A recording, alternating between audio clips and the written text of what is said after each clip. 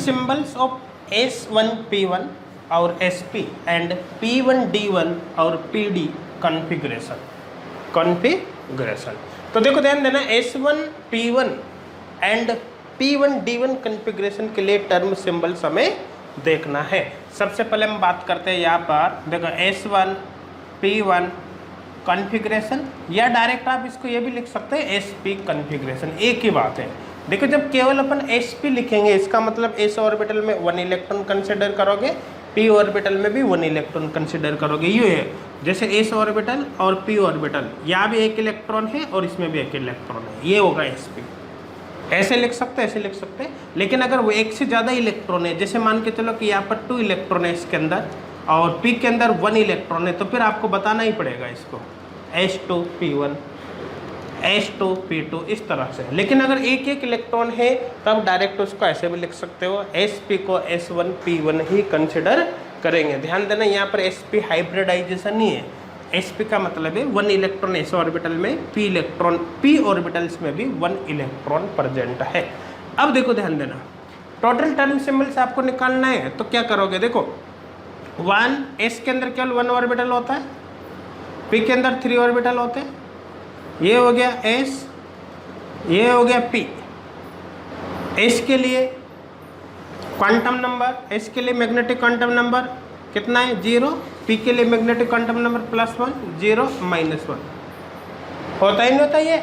अब आपको इलेक्ट्रॉन्स यहाँ पर फिल करने, अब आपको इलेक्ट्रॉन्स यहाँ पर फिल करने कैसे करोगे, देखो सबसे पहले अपन बात करते हैं किसकी, सबसे पहले बात करते हैं Lmax की। Lmax की मैक्सिमम वैल्यू कितनी होगी।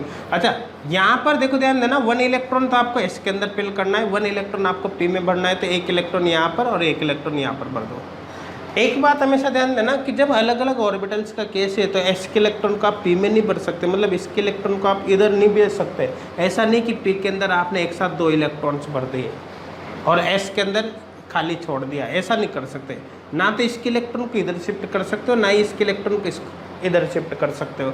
जिस ऑर्बिटल का इलेक्ट्रॉन है उसी ऑर्बिटल में आपको रखना है। बस आप जैसे P के अंदर 1 इलेक्ट्रॉन है तो 1 इलेक्ट्रॉन को या कहीं पर भी भर के देख सकते हो, लेकिन P के इलेक्ट्रॉन को S में नहीं भरोगे, S के इलेक्ट्रॉन को P में नहीं भरोगे, ये आपको ध्यान रखना है। अब देखो ध्यान देना, इन 2 इलेक्ट्रॉन को किस तरह से अरेंज करें कि L की वैल्यू मैक्सिमम आए। तो देखो ध्यान देना, S में तो एक ही ऑर्बिटल है, इलेक्ट्रॉन एक ही बढ़ना है, तो इसका इलेक्ट्रॉन तो यही रहेगा, कहीं नहीं जाएगा। लेकिन जो P के अंदर 1 इलेक्ट्रॉन प्रेजेंट है उसको यहाँ पर या यहाँ पर आप कहीं पर भी बढ़ सकते हो। लेकिन मुझे L की वैल्यू मैक्सिमम चाहिए, तो इसके लिए जो P के अंदर 1 इलेक्ट्रॉन प्रेजेंट है उसको मुझे यहाँ पर भरना पड़ेगा, 1 पर यहाँ पर भरना पड़ेगा। समझ में आ रहा है। जब यहाँ पर भरोगे तो अपने आप ही L की वैल्यू कितनी हो जाएगी, 1 हो जाएगी। तो L की वैल्यू 0 हो गई, L की वैल्यू 1 हो गई, तो 0 + 1 = 1, यहाँ पर 1 आएगा। ये समझ में आ गया होगा सभी को, किसी को कोई डाउट नहीं होगा। देखो तब कुछ भी नहीं है, आपको सिर्फ इतना सा ध्यान रखना है कि S का इलेक्ट्रॉन P में नहीं भर सकते, P का इलेक्ट्रॉन S में नहीं भर सकते। तो ये तो फिक्स हो गया कि S का इलेक्ट्रॉन S में ही रहेगा, P का इलेक्ट्रॉन P में ही रहेगा। लेकिन P के इलेक्ट्रॉन को इन P में तो अरेंज कर सकते हैं ना, ठीक है ना। तो कुल मिलाकर अब आपको इन 2 इलेक्ट्रॉन को ऐसे भरना है इन ऑर्बिटल्स में कि L की वैल्यू मैक्सिमम आए। बस S का इलेक्ट्रॉन तो S में रहेगा इसे, तो या तो 0 ही होगा। P का इलेक्ट्रॉन इन तीनों में से इसमें भरो ताकि L की वैल्यू मैक्सिमम हो, क्योंकि यहाँ पर 1 लिखा हुआ है। तो कुल मिलाकर Lmax की वैल्यू हो गई 1, तो ML की जो वैल्यू होगी यहाँ पर होगी +1 to -1, तो +1 0 -1, ये यहाँ पर वैल्यू हो जाएगी। समझ में आ रहा है। फिर Smax की बात करें, Smax की बात करें तो 1 इलेक्ट्रॉन इसमें, 1 इलेक्ट्रॉन जिसमें भरोगे आप तो मैक्सिमम स्पिन मल्टीप्लिसिटी के साथ इलेक्ट्रॉन भरो, तो इसमें भी प्लस आपके साथ भर दो, इसमें भी प्लस आपके साथ भर दो, तो प्लस आप 1, तो Smax की वैल्यू 1 हो गई, तो MS की वैल्यू होगी +1 0 -1। ये मेरे हिसाब से समझ में आ गया होगा। अब देखो ध्यान देना, अब टेबल आपको ड्रॉ करनी है। तो देखो यहाँ पर MS की वैल्यू +1 0 -1, ML की वैल्यू की बात करें तो यहाँ पर लिख देता हूँ +1 0 -1, केवल 0 तक बढ़ना है, तो यहाँ पर हो जाएगा +1 और 0। तो देखो +1 और 0, +1 और 0 यहाँ पर ये होगा। समझ में आ रहा होगा। टेबल को कंप्लीट यहाँ पर अपन कर लेते हैं। ये टेबल कंप्लीट हो जाएगी। ठीक है, इधर ये MS हो गया, इधर ये ML हो गया, है ना। 0 से नीचे लिखने की जरूरत नहीं होती क्योंकि रिपीट होता है। अब देखो ध्यान देना, सबसे पहले तो मुझे क्या है, L की वैल्यू 1 करनी है। देखो यहाँ पर मैं लिख रहा हूँ अलग से, ये 0, ये P के लिए +1 0 -1, लेकिन L की वैल्यू सबसे पहले 1 करनी है। L की वैल्यू सबसे पहले 1 करनी है। 1 करने के लिए देखो एक इलेक्ट्रॉन यहाँ भरो, एक यहाँ भरो, हो गया 1। S का इलेक्ट्रॉन तो S में रहेगा, P का इलेक्ट्रॉन जब आप इनमें भरोगे तो P का इलेक्ट्रॉन यहाँ भरो तक L की वैल्यू 1 हो जाए। ठीक है ना। अब देखो ध्यान देना, इनको कैसे अरेंज कर सकते हैं, दोनों को प्लस हाफ कर सकते हैं, दोनों को प्लस हाफ तो 1 हो जाएगा, तो यहाँ पर x आएगा। दोनों को माइनस हाफ कर सकते हैं, माइनस हाफ तो यहाँ पर -1 हो जाएगा, यहाँ पर भी x। इसको प्लस हाफ कर सकते हो, इसको माइनस हाफ कर सकते हो, इसको माइनस हाफ, इसको प्लस हाफ। देखो इसको प्लस हाफ, इसको minus half, plus half minus half 0। इसी तरह इसका माइनस हाफ, इसका प्लस हाफ, यहाँ पर 0। तो कुल मिलाकर यहाँ पर पॉसिबिलिटी 2 हो गई, s = 0 पर 2 पॉसिबिलिटी हो गई। देखो x हो गया ना, plus half minus half plus half, 2 possibility यहाँ पर हो गई। अब देखो ध्यान देना, नेक्स्ट केस अपन देख सकते हैं। यहाँ पर नेक्स्ट केस क्या है कि L की वैल्यू जैसे 1 करी तो L की वैल्यू अब 0 करके देखो। L की वैल्यू 0 करें, 0 करने के लिए इलेक्ट्रॉन्स को, इसका इलेक्ट्रॉन तो यही रहेगा लेकिन इस इलेक्ट्रॉन को यहाँ पर भर दो, समझ में आ रहा है। तो इसका इलेक्ट्रॉन तो यही रहेगा, इस इलेक्ट्रॉन को यहाँ भरोगे तो यहाँ पर देखो प्लस हाफ 1 हो गया, तो यहाँ पर x, माइनस हाफ तो -1, तो यहाँ पर x, plus half plus half, तो 0 के लिए 2 पॉसिबिलिटी, तो यहाँ पर 2x। इसके अलावा L की वैल्यू 0 करने की और कोई पॉसिबिलिटी है ही नहीं, और कोई पॉसिबिलिटी नहीं है, तो इसको यहाँ पर अब आप छोड़ दो। ठीक है, आगे कुछ करने की जरूरत नहीं है, ये अपना काम हो गया। अब देखो 1 पर 0 1 SP टर्म होती है यहाँ पर P। ठीक है ना, काटो x को 1 2 3 P, U काटा है तो U भी काटो, तो इस ये काटा है तो इसके नीचे काटोगे, ये काटा है तो इसके नीचे काटोगे, ये काटा है तो इसके नीचे काटोगे। क्या यहाँ के x पूरे खत्म हो गए? नहीं हुए, बचा हुआ है अभी। तो कुल मिलाकर यहाँ पर 1 के सामने फिर P लिखो एक बार। अब कितना x कटेगा, देखो ये कट ही चुका है तो ये 1 बचा हुआ है, ये कट गया तो यहाँ पर x, एक x कटा, यहाँ काटा है तो नीचे भी काटो। तो कुल मिलाकर अब नीचे कोई x बचाएगा, नीचे कोई x नहीं बचा, इसमें भी कोई x नहीं है, तो कुल मिलाकर अपना काम हो गया खत्म। तो इसके लिए टर्म क्या बनी, 3p और 1p। अब आप चाहो तो यहाँ पर j वैल्यू की कैलकुलेशन भी कर सकते हो, आपको पता है इसे कैसे करते हैं। तो कुल मिलाकर sp कन्फिग्रेशन के लिए जो टर्म सिंबल बने वो कौन कौन से बने हैं, 3p और 1p यहाँ पर टर्म सिंबल बने हैं।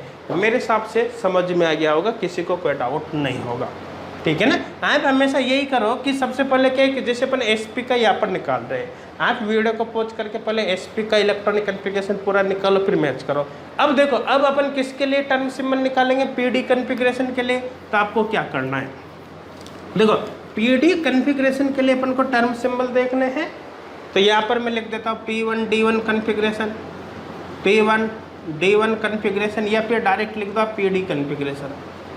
ठीक है ना। तो आप क्या करो कि सबसे पहले वीडियो को पॉज करो, वीडियो को पॉज करके p1 d1 कन्फिग्रेशन के लिए टर्म सिंबल निकालो, प्रैक्टिस करो। उसके बाद वीडियो को प्ले करके आप मैच करना कि आपने जो किया है वो सही किया है या नहीं किया है। ऐसा करोगे तो प्रैक्टिस आपकी बहुत ही अच्छी हो जाएगी। ठीक है ना।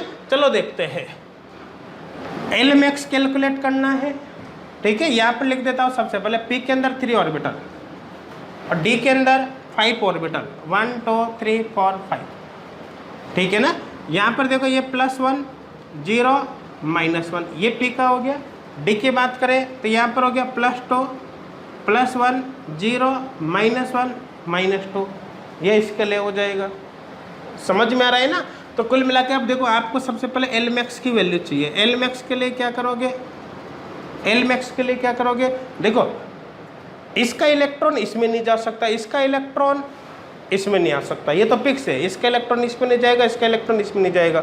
लेकिन अगर अपन बात करें यहाँ पर, तो उस कंडीशन में एक बात हमेशा आप ध्यान रख सकते हो। देखो आपको क्या ध्यान यहाँ पर रखना है, देखो इधर देखना।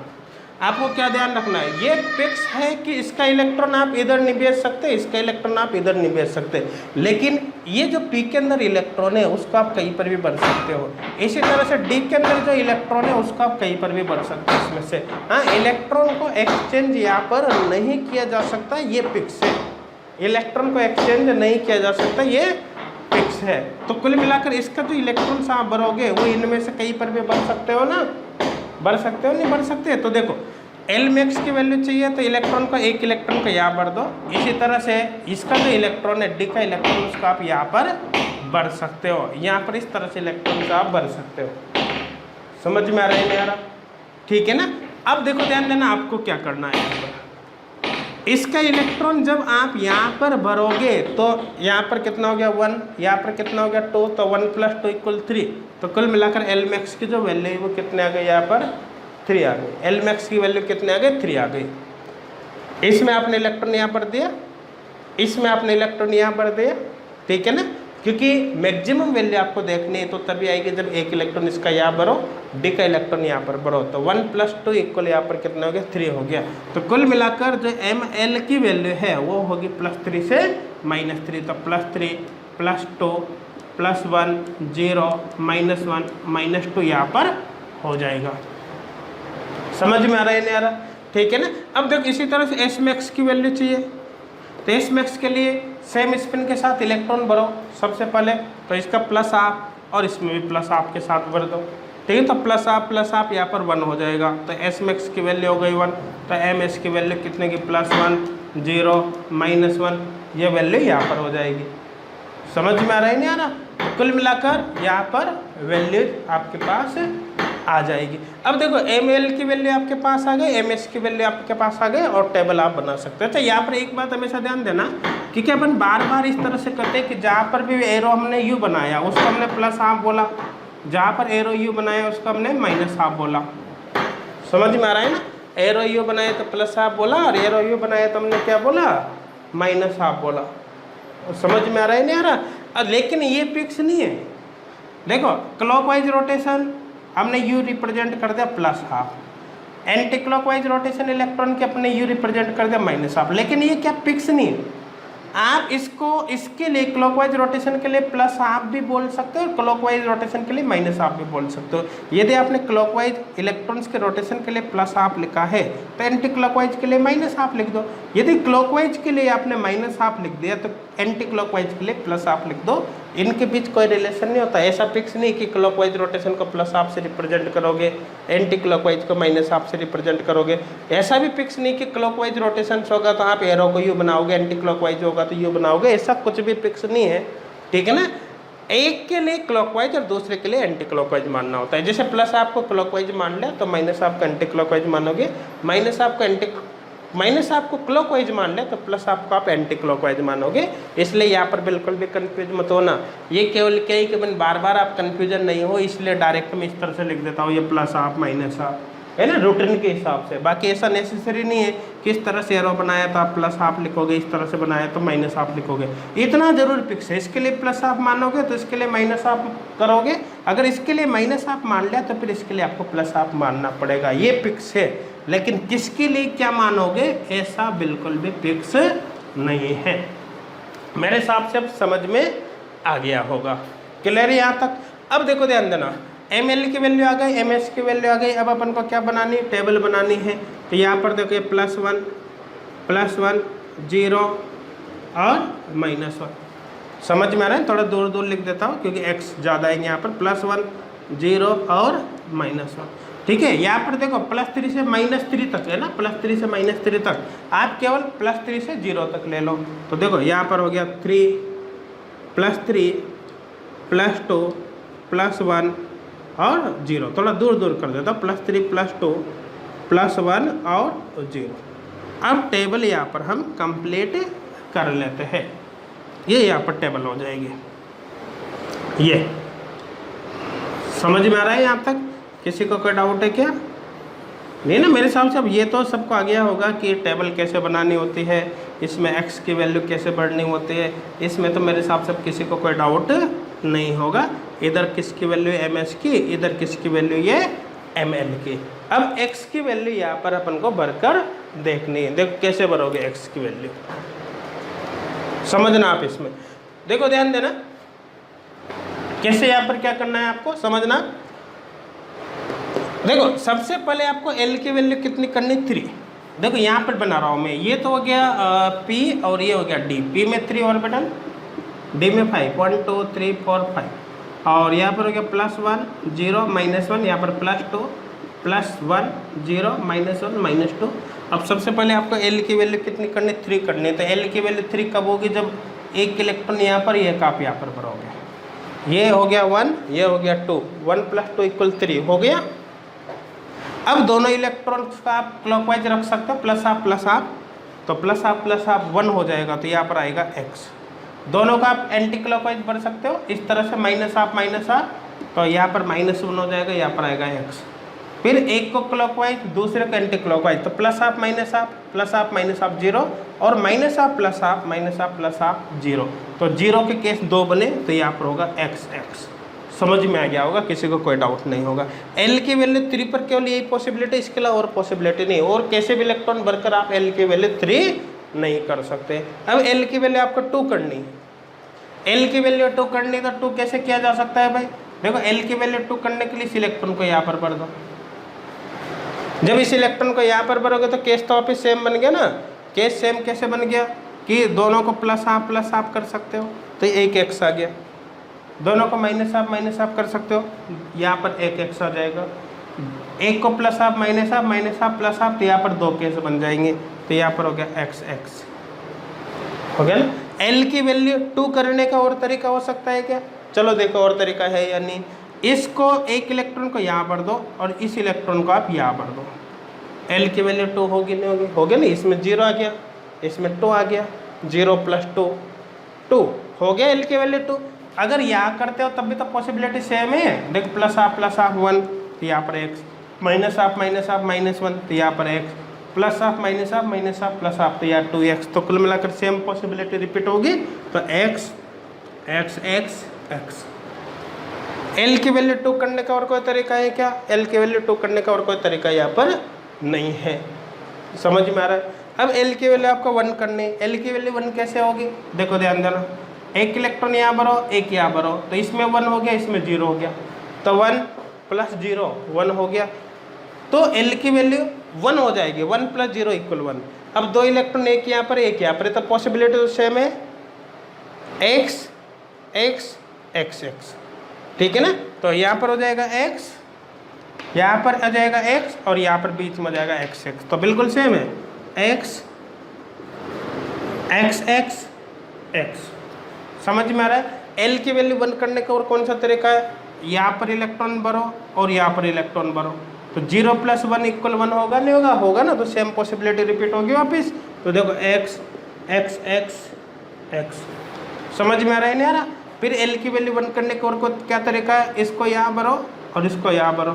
देखिए -1 है, ये 2 है, तो -1 + 2 = 1, -1 + 2 = 1। तो यहाँ पर भी होगा, ये एक इलेक्ट्रॉन या एक है, तो सेम पॉसिबिलिटी रिपीट होगी। तो वापस आप करोगे x, यह हो जाएगा। समझ में आ रहा है नहीं आ रहा। अब देखो L की वैल्यू कितनी करनी है, 0। L की वैल्यू 0 करने तो कैसे इलेक्ट्रॉन भरोगे, एक इलेक्ट्रॉन यहाँ भरो +1 में, एक इलेक्ट्रॉन -1 में भरो, तो +1 और -1 0 हो गया। अब एक इलेक्ट्रॉन यार एक क्या, तो सेम पॉसिबिलिटी रिपीट होगी नहीं होगी, होगी ना। तो x। समझ में आ रहा है।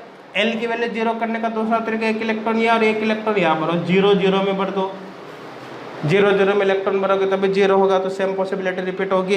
तो देखो x। L की वैल्यू 0 करने का नेक्स्ट तरीका ये, एक इलेक्ट्रॉन यहाँ भरो, एक इलेक्ट्रॉन यहाँ भरो, हो गया ना। तो -1 में भरो, +1 में भरो, तो भी 0 हो जाएगा। तो यहाँ पर भी सेम पॉसिबिलिटी रिपीट होगी, x और x, ये यहाँ पर हो जाएगा। मेरे हिसाब से कोई डाउट इसमें किसी को नहीं होगा। समझ में आ रहा है नहीं आ रहा है, यहाँ तक कोई डाउट है किसी में नहीं ना। समझ में आ रहा है। अब ये टेबल बन गई, एल की वैल्यू 0 करने का और तरीका है ही नहीं, तीनों में यहाँ पर आ ही चुका है, इसके अकॉर्डिंग इसमें अरेंज हो ही चुका है, और कोई तरीका नहीं है जिससे एल की वैल्यू 0 हो। अब ये टेबल बन गई, अब आपको एक्स को यहाँ पर काट के देखना है। देखो सबसे पहले एल की value 3, 0 1 2 3 S P D F, कौन सा आएगा भाई एफ, तो यहाँ पर टर्म होगी एफ। एक्स काटो 1 2 3 3, यहाँ काटा है तो नीचे भी काटो, यहाँ काटा है तो नीचे भी काटो, है ना। इसमें एक बार में दो नहीं काटना, एक बार में एक ही काटना है, तो यहाँ काट दिया यहाँ काट दिया, यहाँ काटा है तो नीचे भी काटो। क्या इसके अंदर सारे एक्स खत्म हो गए? नहीं हुए, अभी बचा हुआ है, बचा हुआ है तो फिर वापस एफ आएगा यहाँ पर। देखो अब कितना एक्स, एक ही है, एक ही बार कटा तो यहाँ पर 1 एफ आएगा, लेकिन यहाँ काटा है तो नीचे भी काटो, इधर तो कटा ही नहीं था, यहाँ काटा है तो नीचे भी काटो। इसमें और कोई एक्स बच रहा है क्या? नहीं बच रहा, नहीं बच रहा है तो हो गया खत्म। इस पर देखो अब 2al की वैल्यू तो 0 1 2 एस पी डी, तो टर्म कौन सी आएगी यहाँ पर आएगी डी टर्म। समझ में आ रहा है ना। काटो एक, चलो 1 2 3, 3 एक्स कटे यहाँ पर 3 कर दो, यहाँ का एक्स काटा है नहीं काटा, काटा है ना तो नीचे भी काट दो, यहाँ का एक्स काटा है 1 तो नीचे भी काटो आप, यहाँ का एक्स काटा है 1 तो नीचे भी काटो आप। यहाँ पर एक्स खत्म हो गया क्या? अभी नहीं हुआ, बच रहा है एक्स, तो वापस 2 के लिए यहाँ पर फिर डी लिखो। देखो कितनी बार एक्स कटा, इधर तो है ही नहीं, एक बार कटा तो यहाँ पर 1 डी आएगा, यहाँ का एक्स काटा है तो नीचे भी काटो। क्या और एक्स बचा है इसमें? नहीं बचा, और एक्स नहीं बचा है तो अब नीचे चलो, 1 पर क्या आता है 0 1 एस पी, तो यहाँ पर टर्म होगी पी, यहाँ पर टर्म होगी पी। देखो एक्स काटो 1 2 3, तो यहाँ पर 3p, यहाँ का एक्स कटा है तो यहाँ भी काटो, यहाँ का एक्स कटा है तो यहाँ भी काटो, यहाँ का कटा है ना तो यहाँ भी काटो, यहाँ का एक्स कटा है तो यहाँ भी काटो। क्या इसके सारे एक्स खत्म हो गए? नहीं हुए, अभी एक एक्स बच रहा है नहीं बच रहा? बच रहा है। इसका मतलब यहाँ पर फिर पी लिखो आप कि यहाँ पर एक्स बच रहा है, इसमें एक्स है ही नहीं, इसमें भी नहीं है, एक बार एक्स कटा तो यहाँ पर 1p, यहाँ का एक्स कटा है तो यहाँ भी काटो।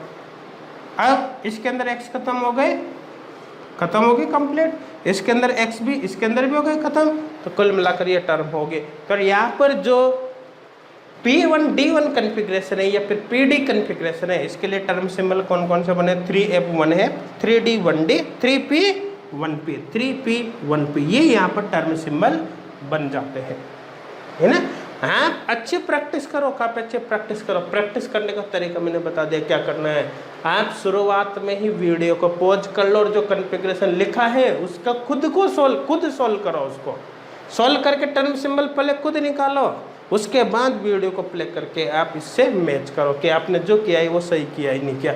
ऐसा करोगे तो प्रैक्टिस बहुत ज़ोरदार होगी, सारे डाउट क्लियर हो जाएंगे, कभी भी आपके कोई प्रॉब्लम नहीं आएगी। तो मेरे हिसाब से क्लियर हो गया होगा कैसे यहाँ पर किया है, किसी को कोई डाउट अब नहीं होगा।